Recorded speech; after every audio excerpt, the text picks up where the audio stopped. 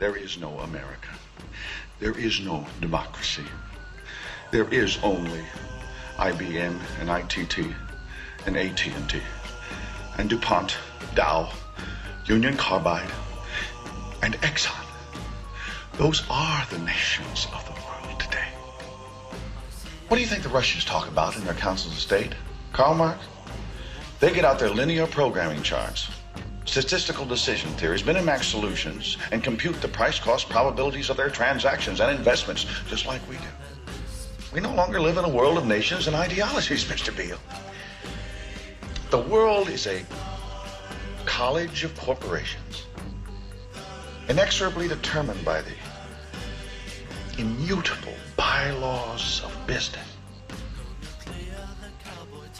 The world is a business, Mr. Beale.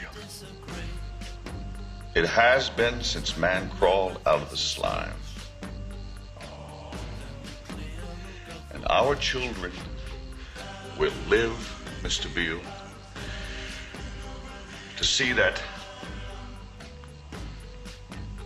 perfect world in which there's no war or famine, oppression or brutality. One vast and ecumenical holding company for whom all men will work to serve a common profit, in which all men will hold a share of stock, all necessities provided, all anxieties tranquilized, all boredom amused.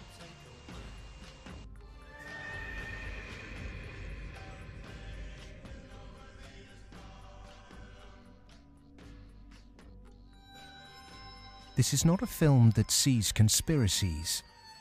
It's not a film that mongers fear. It's not a film that blames bankers or politicians. It's a film that questions the systems we've created and suggests ways to reform them. Over centuries, systems have been subtly modified, manipulated, and even corrupted, often to serve the interests of the few. We have continually accepted these changes, and because man can adjust to living under virtually any conditions, the trait that's enabled us to survive is the very trait that has suppressed us. Most societies have an elite tries to stay in power. And the ways they stay in power is not merely by controlling the means of production, to be Marxist, i.e. controlling the money, but by controlling the cognitive map, the way we think. And what really matters in that respect is not so much what is actually said in public, but is what is left undebated, unsaid. Recently, secret slides from the NSA surfaced bragging about how they could hack iPhones. And they say, who knew in 1984 that this would be Big Brother, and that the zombies would be paying customers? That's right, the people doing this to you see this as Orwellian. Yet they identify with Big Brother. They gloat about what they're doing to you, the zombies. You buy a piece of technology that has private personal uses, and they turn it into a tool of surveillance. The NSA calls the American public zombies because the American public has not been able to believe that this kind of technology existed, or they naively trusted the government, thinking that the American government would never aspire to be Big Brother, to create a totalitarian surveillance state. They promise us security if we'll only give up our liberty. They promise us security if we'll give up our privacy. It's a trade I would be willing to make. Security and liberty. Security and privacy. But do you know what they call the harshest prisons in the country? Maximum security. It's just so weird that we don't get to decide like how that currency is run. We don't get to decide where, like, the idea that we don't ever get to look behind the curtain at the federal bank. It's just like off in some crazy little fucking castle somewhere with clouds around it and lightning bolts, and nobody goes in there and explains why we owe $13 trillion. Like, no, like, what are you talking about? We don't know you shit. You better shut the fuck up. We don't even owe you a nickel. Are you crazy? Like, if the whole world were soldiers, if the entire United States was armed soldiers, and the bank was like, hey, you know, you guys owe us $13 trillion. What? Who? I don't owe you anything. Look at me. Look at me. Me? I'm not responsible for those people that lived 100 years ago and make those decisions. This is what I owe you. 0, okay? And I comprise 1 of 300 million that's in the population. So all of us collectively owe you 0 because we're all the same. We don't have nothing to do with your fucking debt. Like, what are you talking about? Did you guys do? You did such a horrible job constructing your infrastructure and financing wars that you spent $13 trillion that no one has, and you expect people to be responsible for that? What percentage of people make these choices that causes us to be in $13 trillion? Is it even 1/100th of 1% of the people make those choices? We should feed them to hyenas. All of them, those savages that have put us in this fucking... You want to talk about a miss? Oh, we're just trying to manage the economy. You missed it by 13 trillion. What? Are you just stealing money? Tell me what you're doing. How did you let it... If you had a credit card, you ran it up, and they said, Mr. Marcus, you've passed your limit at Citibank, and we'd like to extend your limit. How much do they give you? When you're $100 million in the hole, and they're like, look, keep financing him. I got a good feeling about this kid. At that point, I'm too big to fail, Joe. I'm too big to fail. Good feeling about this kid. He owes us $1 trillion. Look at him. He's a beautiful man. He's handsome. He's smart. It's going to work out for him. He's got a good energy about him. How do you get to that much money, you fucks? We don't owe you a goddamn nickel. Not a nickel, not a penny. Just this. Mwah. Thanks for fucking it up. Go away now. We'll take it from here. No, you can't keep fucking us. No, you can't keep running the world like this. With modern man-made monetary processes, a chronic excess of debt has built up at every level of society. Debt is now regarded as normal. It isn't. It's a form of slavery. But how much do we question our debt? And what should we now do about it? The classic example, most recently, of a debt cancellation was the German economic miracle in 1947. The Allies canceled all domestic and international German debts, except for the debts that employers owed their employees for the previous few weeks, and except for a basic working balance that everybody was able to keep in the bank in order to buy food for the next few weeks or so. Essentially, you would follow the 5 or 6 pages that the currency reform of 1947 did in Germany. You would start with a clean slate. That means that everybody would own their property free and clear. And the problem here is that you'd wipe off the savings that are the counterparts of that.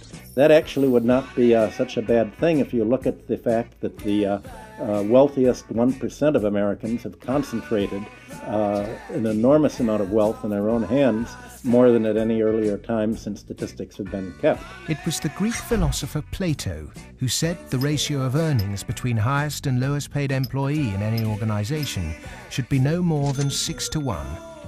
In 1923, banker J.P. Morgan declared no more than 20 to 1 was optimum. Yet today's salary difference between top and bottom earners in global corporations can be higher than 500 or 1,000 to 1. When you're up in the range of 500 to 1 inequality, the rich and the poor become almost different species, no longer members of the same community. A commonality of interest is lost. And so it's difficult to form community and to have good, friendly relationships across class differences that are that large. When the public do vent their outrage at inappropriate earnings, the common defence is to move the debate to the psychological realm and quote mercurial British economist Herbert Spencer. He coined the phrase survival of the fittest, and his words are now used to justify excess.